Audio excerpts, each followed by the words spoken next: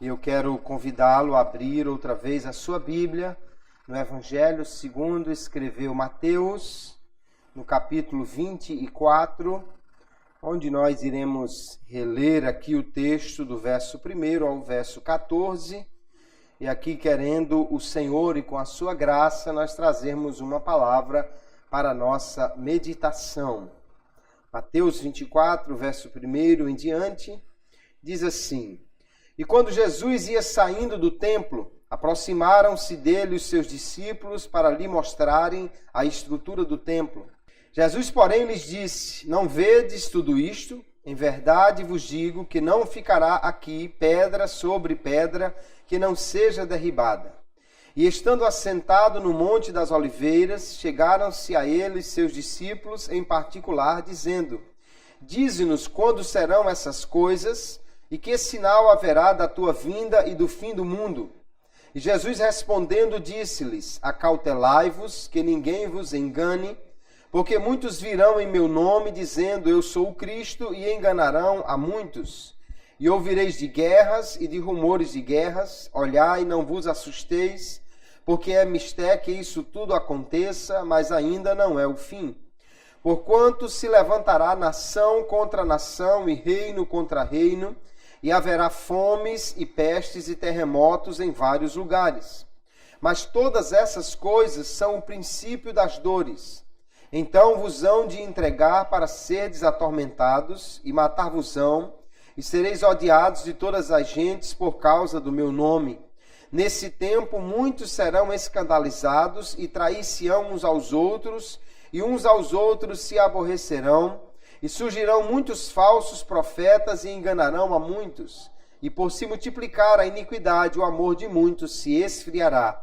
Mas aquele que perseverar até o fim será salvo. E este evangelho do reino será pregado em todo o mundo, em testemunho a todas as gentes, e então virá o fim. Amém. E graças a Deus. Nós temos aqui, queridos, este discurso de Jesus, que é chamado de o sermão profético, que foi registrado pelos 3 evangelistas chamados os sinóticos, né? Mateus, Marcos e Lucas. E segundo Mateus conta aqui, Jesus estava saindo do templo, constantemente Jesus ia ao templo, ali ele tinha contato com as pessoas, curava, ensinava. E numa destas ocasiões, os discípulos estavam ali muito maravilhados com aquela estrutura. O templo de Herodes era realmente um templo extraordinário, todo revestido de mármore branco e ouro. Ele brilhava de longe, chamava muito a atenção, ele era muito grande.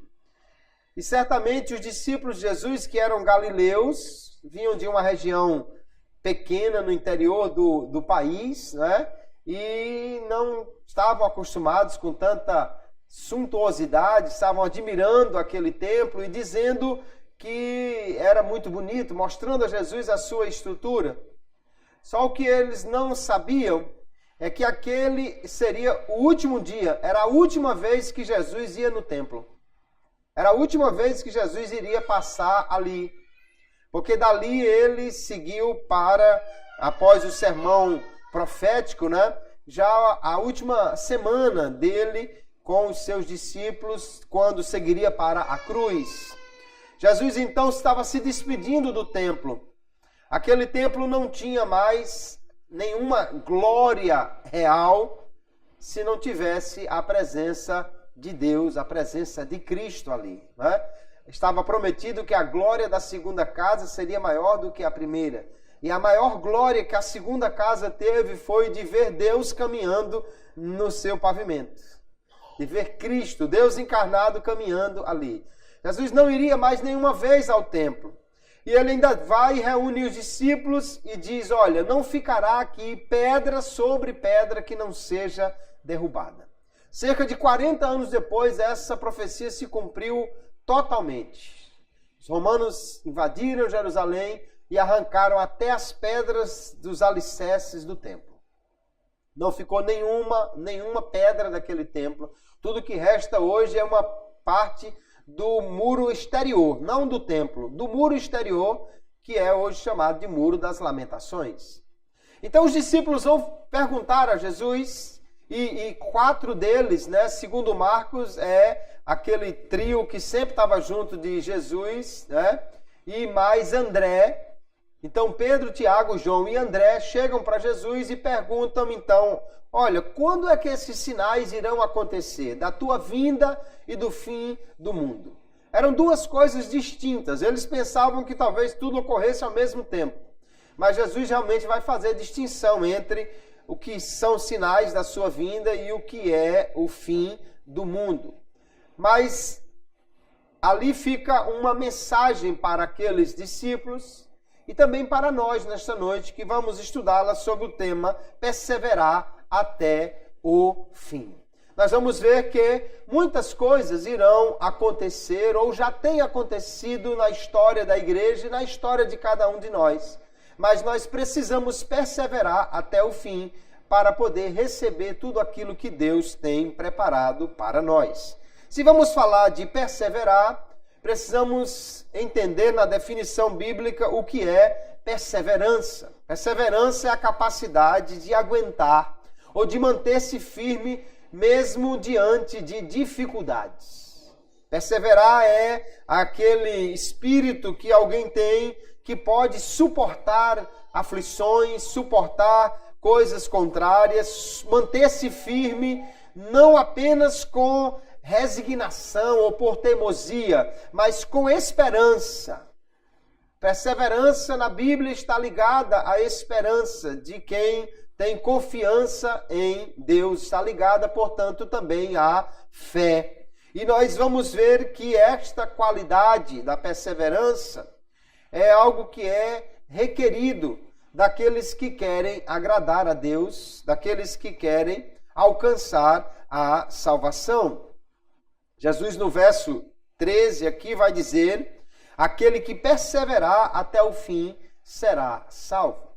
Lucas, tratando do mesmo assunto, no capítulo 21, no verso 19, ele diz, pela vossa perseverança ganhareis as vossas almas.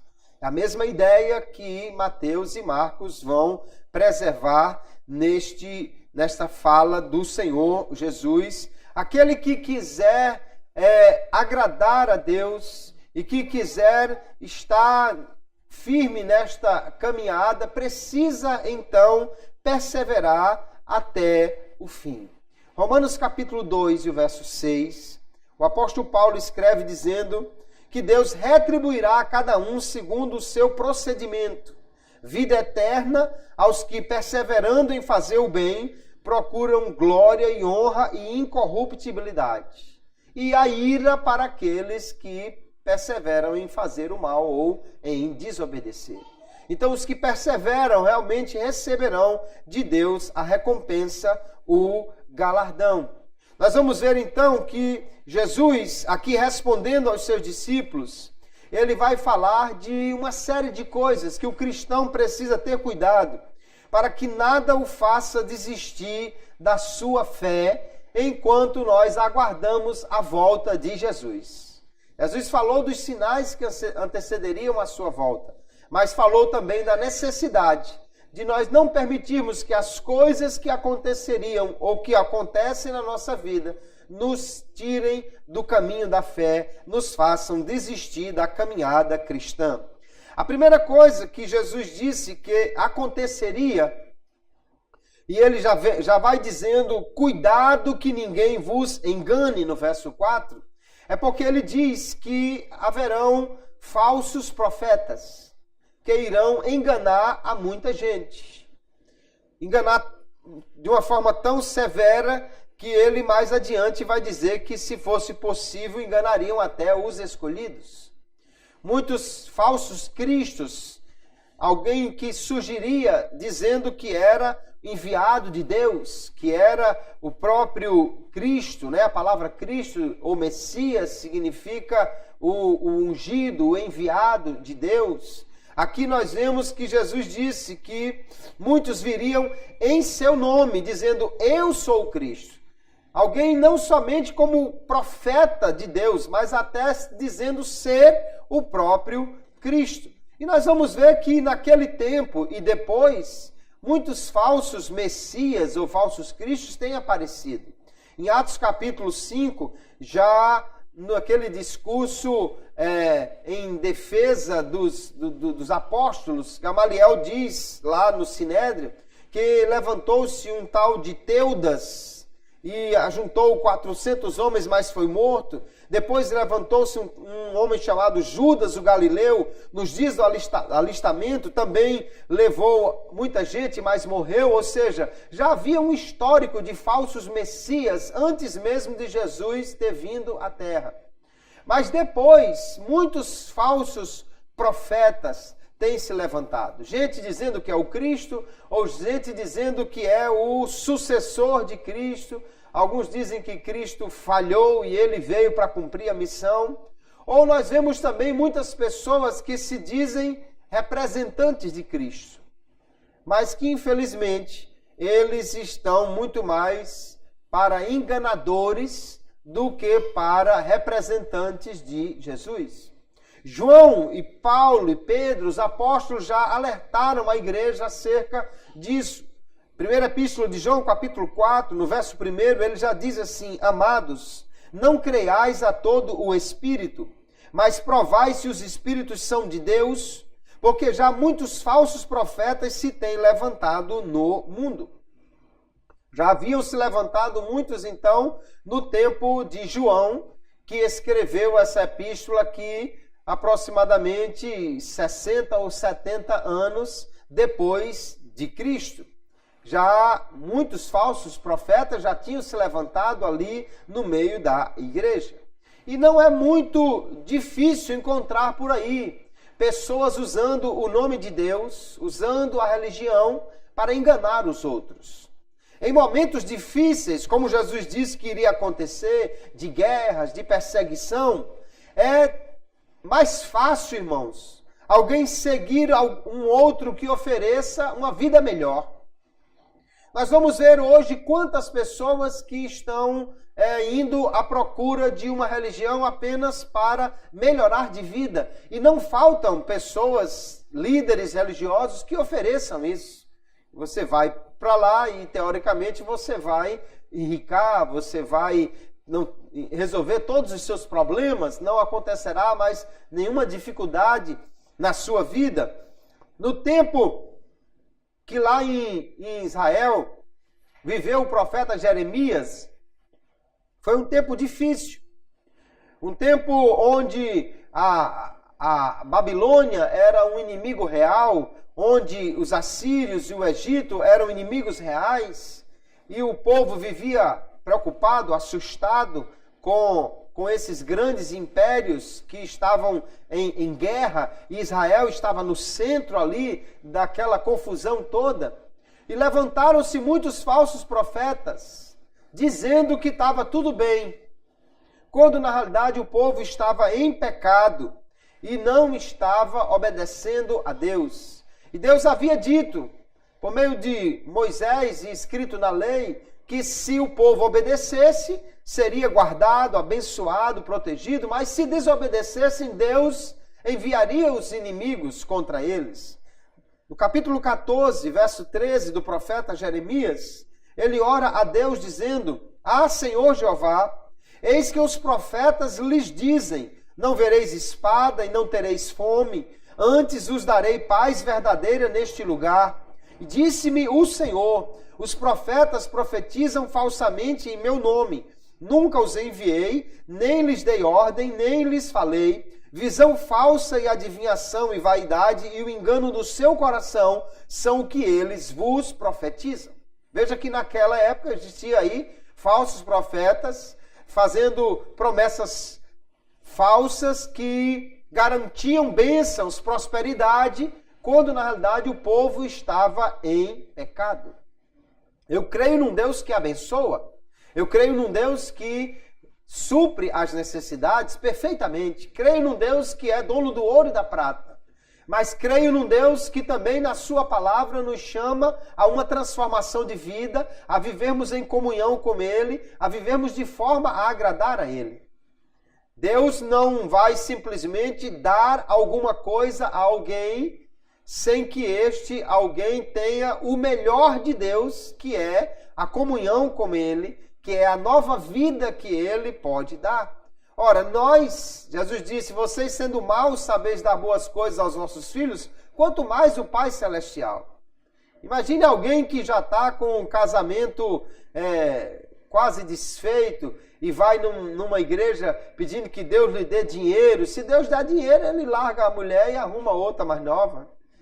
Alguém que já é muito orgulhoso e vai numa igreja pedindo que Deus lhe faça prosperar, lhe dê um emprego muito bom. Ora, se ele já é orgulhoso ganhando pouco, imagine se ele tiver um emprego muito bom. Então Deus não tem compromisso apenas em abençoar com bênçãos materiais. Mas há aqui falsos profetas já anunciando isso. E ainda hoje, infelizmente, existem muitas pessoas que se deixam enganar por falsas ofertas, falsas promessas. Jesus disse, no entanto, tenha cuidado, não deixe que ninguém vos engane, porque virão muitos falsos cristos, muitos falsos profetas. Numa época de perseguição, de dificuldade, era fácil seguir qualquer um que oferecesse uma bênção. Mas Jesus disse que nós precisamos ter cuidado. Como é que nós podemos evitar esses falsos ensinos? Perseverando em conhecer a palavra de Deus. Porque a palavra de Deus, irmãos, é o guia fiel para o crente. A palavra de Deus é a bússola que orienta o crente em qualquer situação da vida. Nós vamos encontrar lá em Efésios capítulo 4, o apóstolo Paulo dizendo que Deus levantou os ministérios, né? Ele mesmo deu uns para apóstolos, outros para evangelistas, profetas, outros para pastores e mestres, querendo o aperfeiçoamento dos santos. E ele diz depois, para que não sejam levados por qualquer vento de doutrina. Ainda 2 Timóteo capítulo 4, verso 3, ele recomenda àquele pastor, pregues a palavra, instes a tempo e fora de tempo, redarguas, repreendas, exortes com toda a longanimidade e doutrina. Porque virá tempo em que não sofrerão a sã doutrina, mas tendo comichão nos ouvidos, amontoarão para si doutores conforme as suas próprias concupiscências. Paulo já estava alertando que se deveria pregar a genuína palavra de Deus, porque ele diz, haverá um tempo que as pessoas só quererão ouvir mestres que lhes ensinem conforme os seus desejos, conforme as suas concupiscências. Hoje, há muitas pessoas querendo ir aqui ou ali apenas para ouvir o que lhe agrade, apenas para ouvir uma palavra que lhe faça bater palmas. Mas a palavra de Deus, genuinamente pregada, um dia ela nos fará sorrir, porque ela nos dá esperança. Outro dia ela nos fará chorar, porque ela também exige de nós conserto, estarmos, em comunhão com Deus. Então, o primeiro grande problema aqui que poderia fazer alguém não perseverar na sua fé era o engano dos falsos mestres ou profetas. Jesus disse, cuidado com isso. Mas ele ainda vai falar no verso 6, ouvireis de guerras e de rumores de guerras. Olhai, não vos assusteis, porque é mister que isto tudo aconteça. Ele alerta então sobre o surgimento de guerras. Guerras perto e guerras longe, que alguém só ia ouvir o rumor. Guerras em toda parte, então ele vai dizer que vai acontecer. Mas ele vai dizer, não fique assustado com isso, não entre em pânico, porque essas coisas precisam acontecer. O fato, queridos irmãos, é que Deus mesmo permite que a guerra aconteça, Às vezes para exatamente punir o culpado. Outras vezes Deus permite o dia mau para aperfeiçoar, para purificar os crentes. Lá em Isaías capítulo 45, verso 7, Deus diz: eu formo a luz e crio as trevas. Eu faço a paz e crio o mal. Eu, o Senhor, faço todas essas coisas. Aqui ele está dizendo que aquele dia bonito, ensolarado, aquele dia que está tudo muito bom, ele faz a luz. Mas também ele faz as trevas. Ele faz o dia de paz. Paz aqui não é apenas a ausência de guerra, mas um bem-estar geral. E ele também faz o mal, o dia mal. Não aqui o mal moral. Deus não é o autor do pecado, mas o mal circunstancial. O dia mau, o dia da tribulação, o dia da perturbação. Deus também diz, é mister que isso aconteça. Porque se nós só tivéssemos dias bons, não desenvolveríamos a perseverança. Se só tivéssemos dias bons, não aprenderíamos a enfrentar os dias maus. Se a gente só tivesse o vento empurrando nas costas, a gente não aprenderia a enfrentar o vento quando ele viesse contra nós. Então o dia mau, o dia da guerra, o dia da violência, ele existe, ele existirá. Esses sinais e a sua ocorrência frequente, porque desde que Jesus falou essas palavras, nunca parou de existir guerra.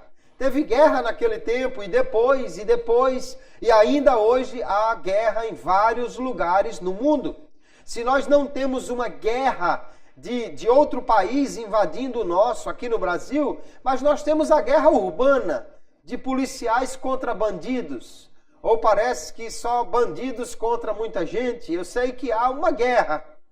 E vez por outra, aliás, todos os dias nós temos baixas nessa guerra. Pessoas comuns que estão caminhando numa rua e de repente são atingidos por uma bala, são envolvidos num tiroteio. A violência está à nossa porta. Estes sinais, queridos, é para nos lembrar que nós precisamos estar preparados para a nossa partida. Nós não sabemos quando nós iremos partir daqui. Pode ser a qualquer momento. Porque pode ser que Jesus volte agora e nós subimos. E pode ser que qualquer pessoa seja alcançado pela violência, pela guerra e vá antes dos outros. Então, quando vemos essas coisas, Jesus disse, não fique assustado, não entre em pânico, mas esteja preparado para partir a qualquer instante. Só que Jesus disse, isso ainda não é o fim. Então não adianta ficar contando quantas guerras já teve, se estão aumentando ou diminuindo, para tentar acertar o dia da volta de Jesus. Jesus disse, não, isso não é o fim ainda. Não serve para determinar a volta de Jesus. Nós precisamos estar tranquilos. A violência está aí. A guerra existe. Existe em países de uma forma muito mais violenta. No nosso país também temos aí a guerra urbana. Deus sabe o porquê de permitir essa violência. Deus sabe o porquê. Nós, no entanto, não devemos viver com medo e nem duvidar de que Deus esteja no controle, apesar de repente, a violência pode poder bater a nossa própria porta. Mas nós precisamos estar prontos a qualquer instante para encontrar com o Senhor. Jesus disse, não fique assustado com isso. Alguém de repente podia ver a guerra chegar e até duvidar de Deus, duvidar que ele estivesse no controle, porque quando as pessoas veem o mal acontecendo, questionam se Deus está realmente no controle. Mas Jesus disse, isso precisa acontecer, porque há um propósito também para o dia mau, e nós vamos ver adiante algumas coisas.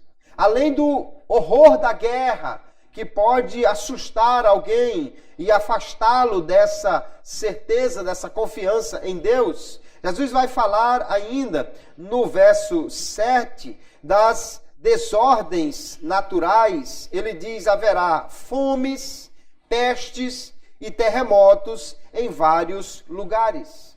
Aí, Lucas, no capítulo 21, nesse mesmo texto, diz: e haverá em vários lugares grandes terremotos e fomes e pestilências. Haverá também coisas espantosas, grandes sinais do céu. Essas coisas aconteceram e ainda estão acontecendo. Todos os dias nós ouvimos falar de terremotos, ou de fome, ou de peste em vários lugares. Novas doenças têm surgido, novos vírus, superbactérias, que deixam os homens realmente apavorados. Essas coisas estão acontecendo, já aconteceram, mas Jesus disse: isso é o princípio das dores. Quando ele diz aqui o princípio das dores, Jesus está usando a figura como de uma mulher grávida que está para dar à luz, mas ele está dizendo: a contração só começou agora. O menino não vai nascer de imediato, não. Isso ainda demora. As irmãs que já tiveram filhos aqui sabem bem o que isso significa, né? Lembro bem que Dione, minha esposa, do primeiro filho, ainda assim no início da noite, começou a sentir umas contrações e tal. Eita, pega tudo, corre para o hospital. Corremos para o hospital, mas só para passar a noite lá, porque o menino só veio nascer no outro dia, de manhã, e ela ficou a noite toda ali. Então é isso que Jesus está dizendo: tenha calma. Agora que as dores começaram, não vai nascer o menino assim de repente, não. Ou seja, as guerras, as fomes, os terremotos, as pestes, tudo isso são sinais que mostram que Jesus está voltando.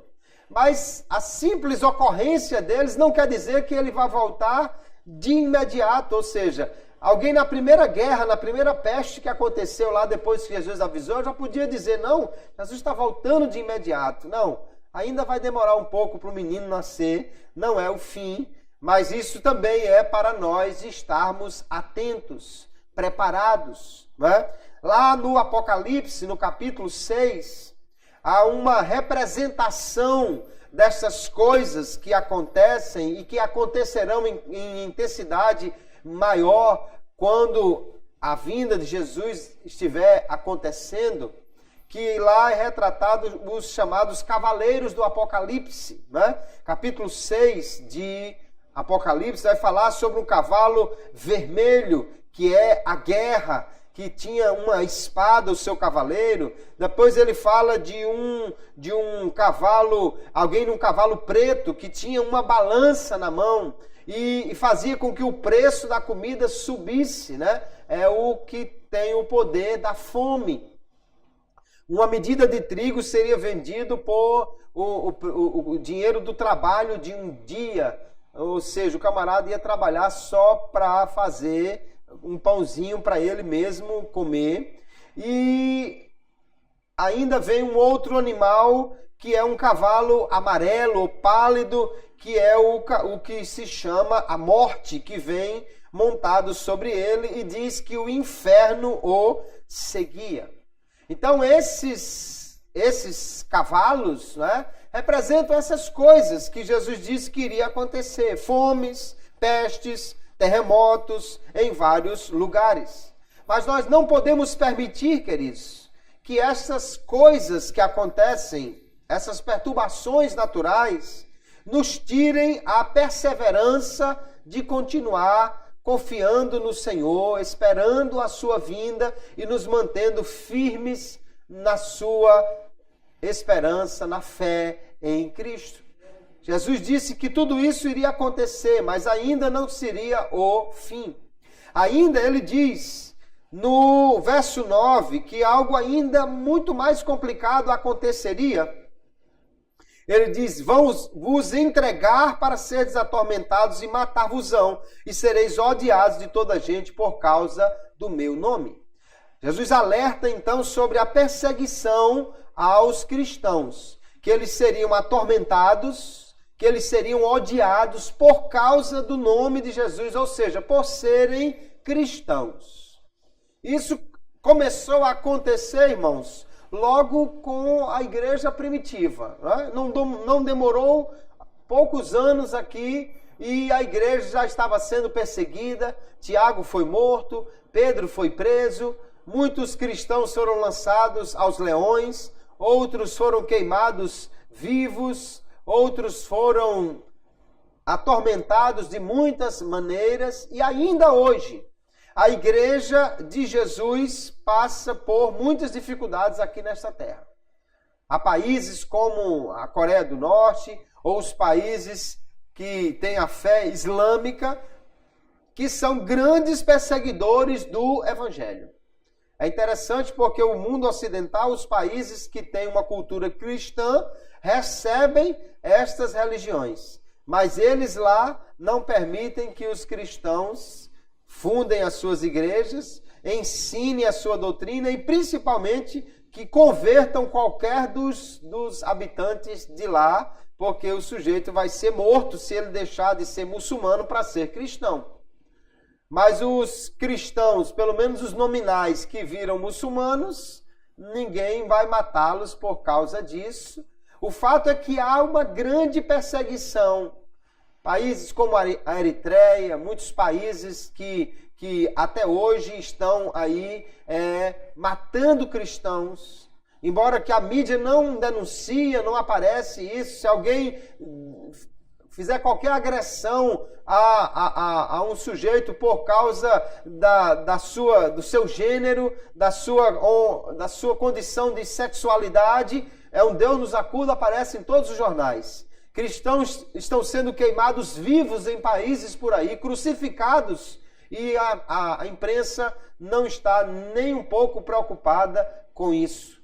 Mas é exatamente o que Jesus disse: vocês serão odiados por causa do meu nome.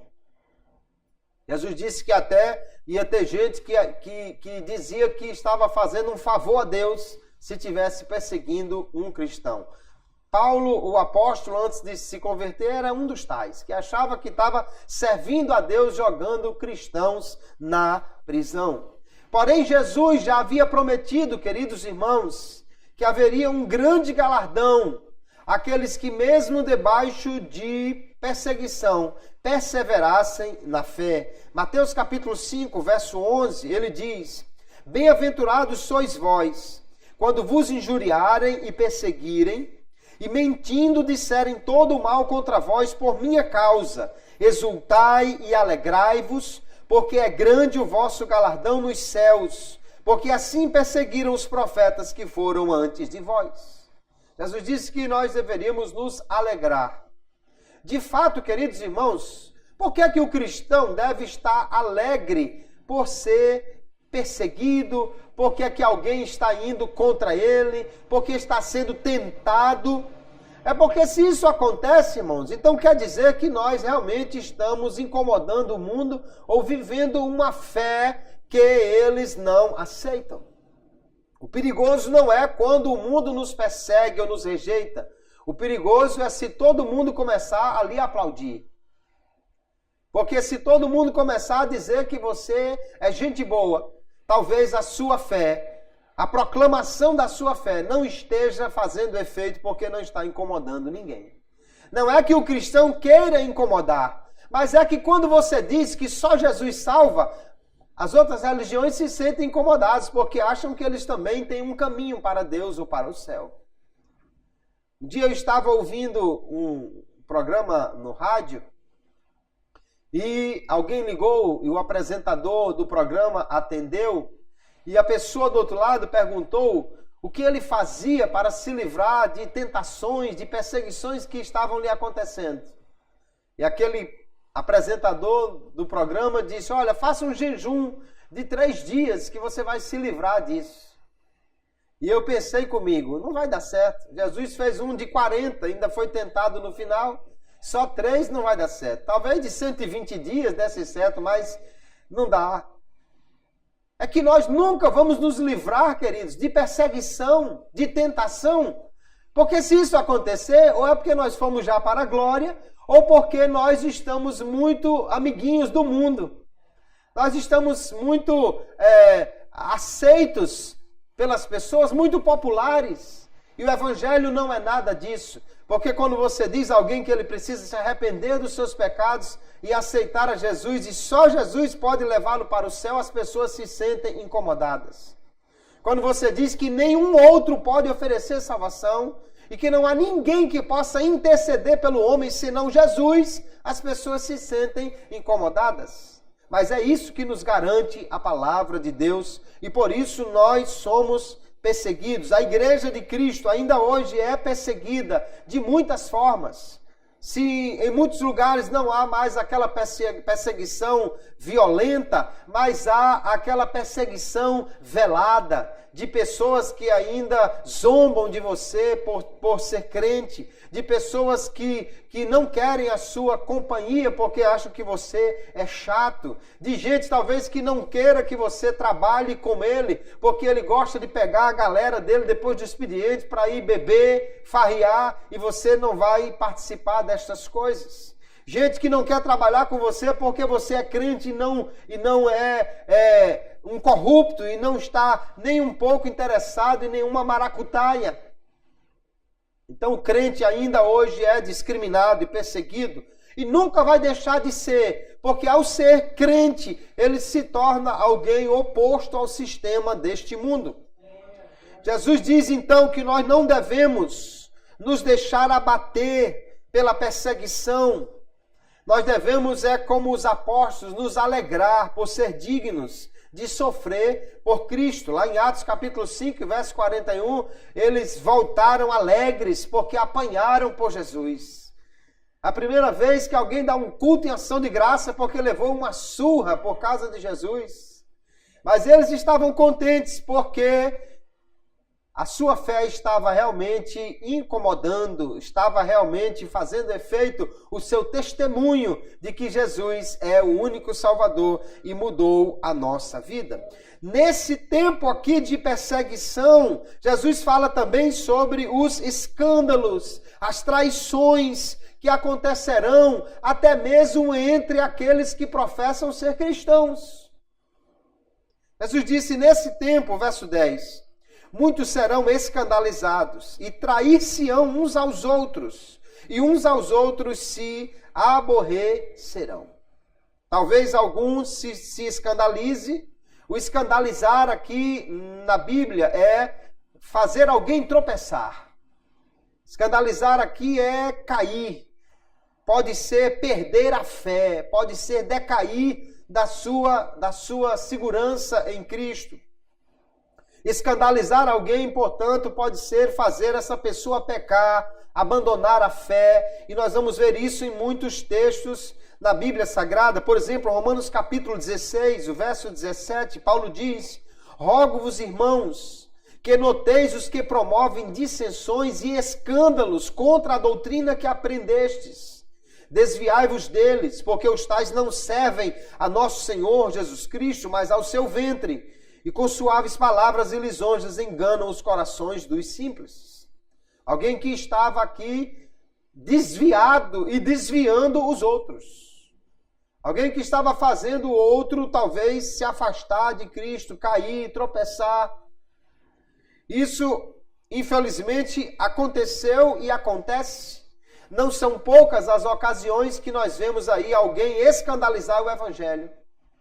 Pessoas que estavam, de repente, como líderes, ou pessoas que estavam como pregadores famosos, e de repente há um escândalo. Por causa desse escândalo, ou seja, de uma notícia bombástica e que até traz um mau testemunho à fé, pessoas mais simples acabam, às vezes, se afastando. Confiavam naquele líder, ou ouviam aquele pregador, e agora, ao ver o escândalo, às vezes um escândalo sexual ou financeiro, as pessoas então podem perder a fé, se afastar. Mas nós precisamos perseverar no amor. Porque Jesus disse que por causa da iniquidade, por causa dessas coisas complicadas que aconteceriam, porque uns iriam trair uns aos outros. Infelizmente, isso nós temos visto até mesmo no nosso país, irmãos. Um pastor falando do outro. Alguém que saiu de uma igreja e abriu a outra e daqui a pouco está se tornando concorrente ou derrubando o outro. Essas coisas não deveriam acontecer, mas se acontecerem ou quando acontecerem, porque se Jesus falou, elas realmente acontecerão, nós precisamos manter o amor aquecido no coração, porque Jesus disse que por se multiplicar a iniquidade, iniquidade aqui é a falta de regra, a falta de conduta, é anomia, é alguém que não tem uma lei, que não segue, e essa lei que ele não segue é exatamente a palavra de Deus. O amor de muitos pode se esfriar, mas nós precisamos manter quente, aquecido o nosso amor, e principalmente aqui o amor a Deus. Quando é que alguém ama a Deus? Alguém ama a Deus não é quando ele na igreja dá um grito, eu te amo, Jesus. Ou quando ele levanta as mãos e abre a boca para cantar. Não é só isso que demonstra o nosso amor por Deus. Lá em João capítulo 14, Jesus disse muitas vezes que ama aquele que guarda os seus mandamentos. Aquele que guarda, capítulo 14, verso 21 de João diz assim: aquele que tem os meus mandamentos e os guarda, esse é o que me ama. E aquele que me ama será amado de meu Pai, e eu o amarei e me manifestarei a ele. Glória a Jesus. Como nós mostramos o nosso amor por Deus? Não é pintando um coração na parede de casa ou botando um adesivo no carro com o nome Deus dentro do coração, Jesus, I love you, ou coisa parecida. Podemos fazer isso, mas a maior demonstração de amor a Deus é a nossa obediência à sua palavra. O crente que treme diante da palavra de Deus e que tem prazer em cumprir os seus mandamentos, ele está dizendo, eu te amo, Jesus, eu te amo, Jesus, eu te amo, Jesus, em cada mandamento que ele cumpre, aleluia. Obviamente o contrário também é verdade. Alguém que diz, eu amo Jesus, mas não tem prazer em cumprir a sua palavra, não guarda os seus mandamentos, é aquele que Jesus disse, esse povo me honra só com os lábios, mas o seu coração está longe de mim. Então, mesmo diante de situações difíceis, nós temos que cuidar do nosso coração para não deixar que ele esfrie o seu amor. Para isso, queridos, nós precisamos olhar para Jesus e não olhar para os homens. Se olharmos para os homens, quem quer que seja, se esse homem um dia cair, se esse homem um dia falhar, se esse homem um dia tropeçar, e qualquer um pode vir a acontecer isso na sua vida porque somos homens falhos. Alguém pode então tropeçar por causa do tropeço do outro. Mas se nós olharmos para Jesus, nós estaremos firmes. Como é que nós podemos então perseverar até o fim? Porque Jesus diz no verso 13 que aquele que perseverar, mesmo diante de todas essas complicações, aquele que perseverar até o fim, esse é que será salvo. Como podemos perseverar? Em primeiro lugar, queridos, nós só podemos perseverar pela graça de Deus, pelo poder de Deus operando em nós. É só assim que nós podemos perseverar na fé em Cristo. Segunda epístola de Pedro, capítulo 1, ele diz, verso 3, visto como o seu divino poder nos tem dado tudo o que diz respeito à vida e à piedade, pelo pleno conhecimento daquele que nos chamou por sua própria glória e virtude. E veja que ele está dizendo que Deus nos deu, pelo seu poder, tudo o que diz respeito à vida e à piedade. Tudo que nós precisamos para viver e para andar diante de Deus, ele já nos deu por seu poder. E ele diz, pelas quais ele nos tem dado as suas preciosas e grandíssimas promessas, para que por elas os torneis participantes da natureza divina, havendo escapado da corrupção que pela concupiscência há no mundo. E ele acrescenta: e por isso mesmo vós, empregando toda a diligência, acrescentai à vossa fé a virtude, e a virtude a ciência o domínio próprio, e ao domínio próprio a perseverança, e a perseverança a piedade. Veja que o poder de Deus já nos deu tudo o que nós precisamos, mas nós também precisamos ser diligentes para ir acrescentando à nossa fé essas coisas necessárias, entre elas a perseverança, a continuar firmes no Senhor. A perseverança, queridos, ela surge na nossa vida também através da tribulação que Deus usa para criar em nós a perseverança. É o que nós dizíamos: se sempre o vento estiver nas nossas costas nos empurrando para frente, nós nunca aprenderemos como lidar com o vento contrário. E usando o nosso corpo como uma figura, né? Se você tem sempre o vento lhe dando uma mãozinha, você nunca vai fazer esforço e não vai desenvolver a sua musculatura. Mas quando precisa subir uma ladeira e o vento ainda está empurrando contra, ainda tem um sujeito puxando a barra da saia para trás e um peso nas costas, aí os músculos se desenvolvem. E aí diz Romanos capítulo 5, verso 3, e não somente isso, mas também gloriemo-nos nas tribulações, sabendo que a tribulação produz a perseverança. É exatamente a dificuldade que nos faz desenvolver esta capacidade de permanecer firmes, nos dá músculos espirituais para enfrentar as adversidades e ainda manter firmes a nossa fé. Se nós queremos ter perseverança na vida cristã, não podemos temer os testes de fé ou tentar fugir deles, nós precisamos enfrentá-los. As dificuldades, elas não estão fora do controle de Deus. Jesus disse, olha, acontecerão coisas complicadas, guerras, rumores de guerra, mas não fique assustado. Isso tem que acontecer. Mas Deus ainda está e sempre estará no controle, mesmo das tempestades ou das adversidades que se levantarem contra nós. Mas Ele as usará para seu propósito se cumprir em nossa vida. Nós vemos, queridos, que para perseverar, nós precisamos olhar para Jesus e manter firme nele o nosso olhar, a nossa fé. A vida cristã é uma corrida.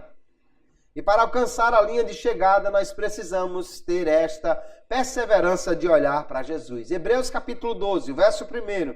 O escritor da epístola diz, portanto, nós também, pois estamos rodeados de tão grande nuvem de testemunhas, deixemos todo o embaraço e o pecado que tão de perto nos rodeia e corramos com perseverança a carreira que nos está proposta. Nós precisamos fazer isso e ele vai dizer depois como? Olhando para Jesus, autor e consumador ou aperfeiçoador da nossa fé.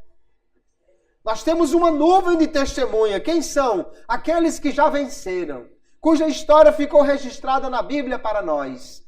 Se eles venceram, é possível vencer. Se Paulo venceu, que enfrentou açoites, que foi apedrejado, que enfrentou naufrágios, que foi mordido de cobra, que foi perseguido, e fugiu da cidade descido dentro de um cesto pela muralha. Se ele venceu e perseverou até o fim, eu e você podemos perseverar também, porque a nossa luta não é maior do que a dele. Temos uma nuvem de testemunha, mas ele diz que nós devemos deixar então o embaraço e o pecado. Por que o embaraço não é pecado? O pecado pode ser embaraço, mas tem coisa que não é pecado, mas é um embaraço. E alguém diz, não, mas isso não tem nada a ver. Mas a pergunta é, ajuda você a correr ou puxa você para trás? Se puxa você para trás, cuidado com o embaraço. Pode não ser pecado, mas pode prejudicar a sua corrida. Ah, não tem nada a ver e tal, tomar só uma cervejinha, isso não vai fazer nada. Pode não ser pecado, mas está ajudando você na sua carreira cristã ou está puxando para trás? Se é embaraço, então ele diz, deixemos todo embaraço. Deixemos o pecado. e corramos a carreira com perseverança, olhando lá na meta final, na linha de chegada, onde está Jesus. E ele promete dar a vida eterna a quem perseverar na fé. 1 de João capítulo 2, verso 24, o Senhor diz, portanto, ou João escrevendo, o que desde o princípio ouvistes, permaneça em vós. Se em vós permanecer o que desde o princípio ouvistes, também vós permanecereis no Filho e no Pai. E esta é a promessa que ele nos fez, a vida eterna. A vida eterna é uma promessa que ele nos fez. Mas para alcançá-la, nós precisamos perseverar no Filho e no Pai. Precisamos perseverar na nossa carreira cristã. Nós temos ainda em Hebreus, vede, irmãos, que nunca se ache em qualquer de vós um coração perverso de incredulidade para se apartar do Deus vivo. Antes exortai-vos uns aos outros todos os dias, durante o tempo que se chama hoje, para que nenhum de vós se endureça pelo engano do pecado, porque nos temos tornado participantes de Cristo, se é que guardamos firme até o fim a nossa confiança inicial. Hebreus capítulo 3, ele está nos dizendo, nós precisamos evitar a incredulidade e o engano do pecado, porque isso pode nos afastar de Cristo, da nossa confiança. Ainda no capítulo 10, o verso 36, ele diz, porque necessitais de perseverança, para que depois de haverdes feito a vontade de Deus, alcanceis a promessa.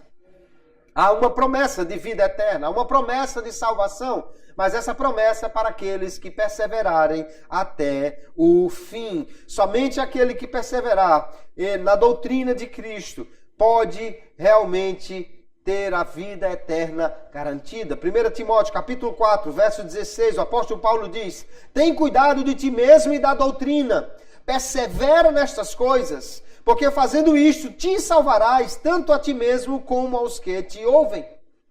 Ele pode se salvar sim, mas desde que persevere na doutrina. 2 de João capítulo 1, verso 9, todo aquele que vai além do ensino de Cristo e não permanece nele, não tem a Deus. Quem permanece neste ensino, esse tem tanto ao Pai como ao Filho. É preciso perseverar na doutrina de Cristo.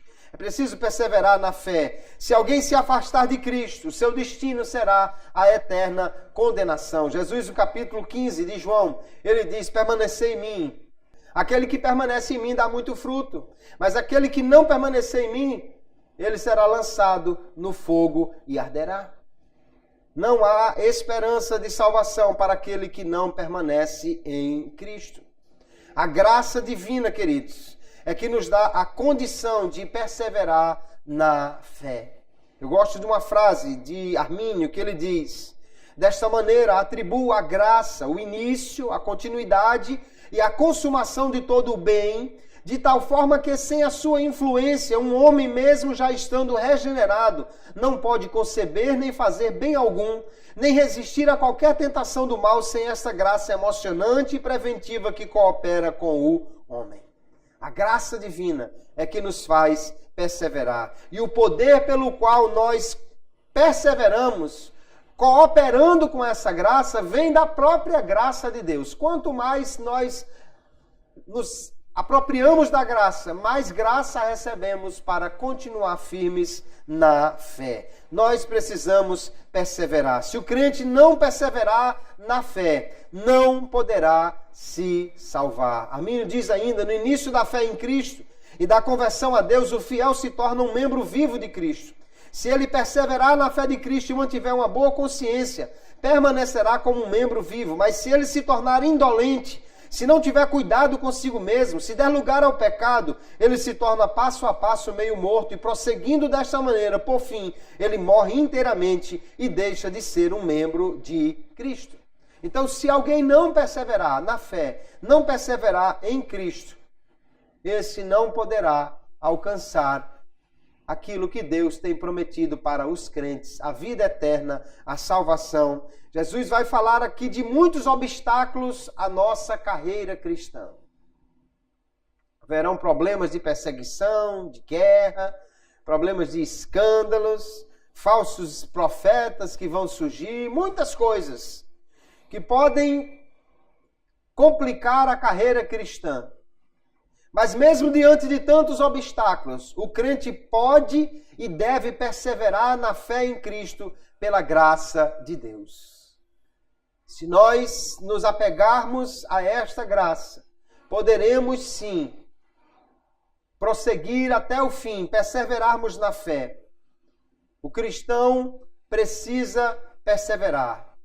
E quando ele persevera, aí ele começa a produzir bons frutos. Você só pode ver bons frutos na vida de alguém se ele perseverar na fé. E se você puder ir acompanhando, né? Perseverando também em acompanhar a vida desta pessoa. É muito fácil aceitar a Jesus. É muito fácil alguém levantar a mão. É muito fácil começar a carreira cristã. Como é muito fácil começar qualquer corrida. Se alguém disser, vai ter uma corrida, sai de Pratagil e vai até Natal. Qualquer um pode começar essa corrida. Todos nós aqui podemos começar essa corrida. Mas não há medalha para quem começa. Só há medalha para quem termina. Talvez alguém não conseguisse chegar nem até a primeira curva depois de Pratagil. Talvez alguém conseguisse chegar até a BR, outros talvez conseguissem chegar até o final. Mas o que é fato, queridos irmãos, é que o crente, ele tem em Cristo a força necessária para perseverar. Mas ainda assim ele precisa fazer aquilo que é a sua responsabilidade, que é permanecer em Cristo. Buscar ao Senhor, aprender da sua palavra, permanecer em Jesus. Está sentindo as forças diminuindo? É só clamar ao Senhor que Ele pode renovar as nossas forças e nos dar cada dia a condição de prosseguir nesta caminhada. Jesus, nesse texto, ele faz diversas advertências aos discípulos. Ele disse primeiro, cuidado, acautelai-vos. Depois ele disse, olha, não fique assustado, não entre em pânico. Depois ele diz que nós devemos perseverar. Nós precisamos atentar para essas advertências. Se tudo fosse automático na vida cristã, não haveriam advertências. Não, se a estrada fosse todo o tempo primeira, sem nenhum problema, não haveriam placas avisando sobre lombadas, sobre desvios, sobre curvas perigosas. Mas se há placas na estrada avisando dessas coisas, é porque há dificuldades. Mas nós podemos prestar atenção a essas placas, a essas advertências de Jesus e fazermos uso da graça divina e sermos diligentes em guardar a palavra do Senhor para alcançar a salvação final que está destinada para aqueles que perseverarem até o fim, porque o Senhor diz, aquele que perseverar até o fim será salvo. Eu sei que para alguns talvez a vida seja mais difícil, apresente mais obstáculos. Mas a graça de Deus é suficiente para cada um de nós perseverar até o fim. Deus não dá a sua graça na mesma medida. Ele dá a graça na medida que você precisa. Se você precisa de mais graça, Ele tem mais graça para dar. Ele está disposto a nos sustentar, a nos ajudar, para que possamos perseverar até o fim em fazer aquilo que agrada a Ele. Então que nesta noite, queridos irmãos, nós possamos sair daqui despertados pelo Senhor. Ainda que surjam problemas e dificuldades, ainda que o falso ensino, a violência, a perseguição ou qualquer outra coisa venha nos querer empurrar para trás ou nos fazer desistir, vamos olhar para Jesus e perseverar na nossa caminhada cristã. Há um galardão preparado para aquele que persevera. Há uma vida eterna prometida para aquele que perseverar até o fim. E se nós prosseguirmos nesta caminhada cristã, breve chegará o dia que ela findará e nós receberemos tudo aquilo que Deus tem preparado para nós. Vamos perseverar até o fim, manter firme a nossa fé e confiança no Senhor, porque grande é o galardão que Ele tem preparado para aqueles que chegam até a linha de chegada, perseveram até o último instante desta carreira cristã. Não há garantia de premiação para aquele que abandona uma corrida no meio. Só ganha troféu, só ganha medalha aquele que vai até o fim. Mas, como diz o escritor aos Hebreus, nós não somos daqueles que retrocedem para a perdição, mas somos daqueles que prosseguem adiante para a vida eterna. Eu e você podemos prosseguir sim, porque o Senhor está conosco para nos dar vitória em tudo. Vamos manter firme a nossa fé e confiança e cada dia mais perseverar na graça de Deus e em fazer aquilo que lhe agrada. Que Deus abençoe a todos em nome de Jesus.